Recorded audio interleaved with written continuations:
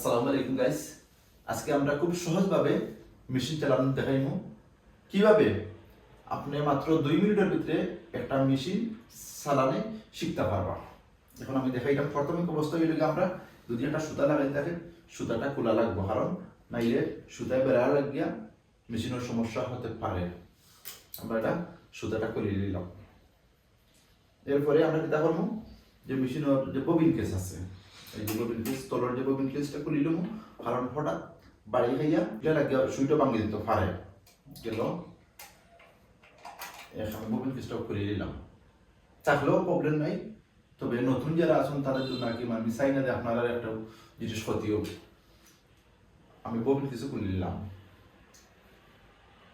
এখন আমরা যদি সম্ভব হয় মানে পারি যদি মনে হইলাম এরপরে সুইও খুললে আরো ভালো, সুই খুললে আরো ভালো। তবে সুই বর্তমানে না খুললেও চলবো, আমি সুই না খুললে চলবো আর কি, অসুবিধা আমি সুই থাকা অবস্থায় আপনারা দেখাইলাম। আর এই যে দোয়ালিটি আছে নতুন অবস্থায়, যে দোয়ালি মেশিনের যে একটা দোয়ালি আছে না, ওই যে দোয়ালি, এই দোয়ালিটি আমরা খুলে নেব। যে ফিতা আছে ফিতাটা আমরা ওটাও খুলে নেব, খুললে খুব সহজ হবে আর কি। খুলে নিলাম, দোয়ালিটা খুলে নিলাম। খুলিয়া আমরা যাতে বেড়া না লাগে আমরা একটু খেয়ালে রাখতে হবে। আমি এটা শাখা যদি আবার জোর লাগে যায় বেড়া লাগিয়া দোয়ালিটা নষ্ট হয়ে যাবে। যে এখন আমরা এই যে আছে শাখাটা, মেশিনটা তো আমরা তারলাম প্রথম অবস্থায় ডাইনি দিক আর আটটা ডাইনি দিয়ে টান মারা লাগবো।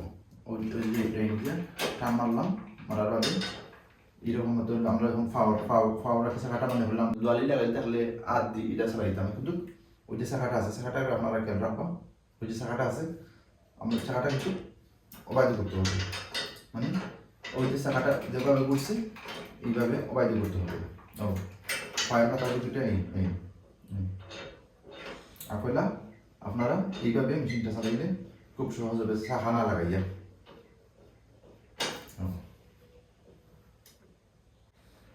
দোয়ালি খোলার বাদে আমরা দেখাইলাম, দোয়ালি লাগানির বাদেও যে ফিতাটা লাগানির বাদে আপনারা আমি আবার দেখাইলাম ও ও কইল।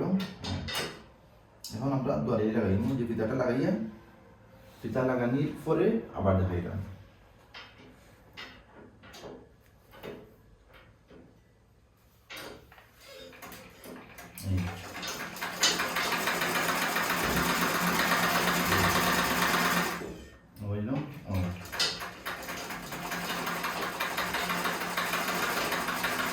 মেশিনটা সবসময় বাতা যদি এবার থাকে তো সুতা খাটি দিব। আমরা এই যে একটা মানে ওটা নাট আছে, নাটটা দিলে ওই গেলে মেশিন আবার সমস্যা হবে, যাতে উল্টা হিদিকে না করি এবার উঠতো না, সবসময় ওবার টান রাখবা, মানে নিজের সামনে দিয়ে পিছিয়ে দিদি এই টান মারিয়া এরকম।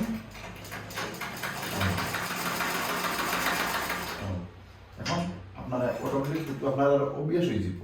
ছোটো মানুষ হলে আমরা তো মনে হলো আগে টান মারাও লাগতো না, সবাই করতে হবে।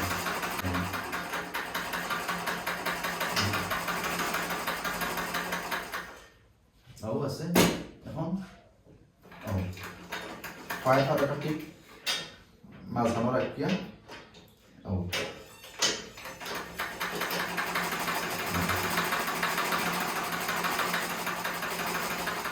ওকে গাইস, আজকের জন্য হয়তো আপনারা বুঝতে পারছেন যে কীভাবে হয়তো একটা মেশিন প্রাথমিক অবস্থায় চালাইতে হয়, বা আমি একটা যতটুকু আপনি সম্ভব হয়তো আপনাদের দেখাইছি।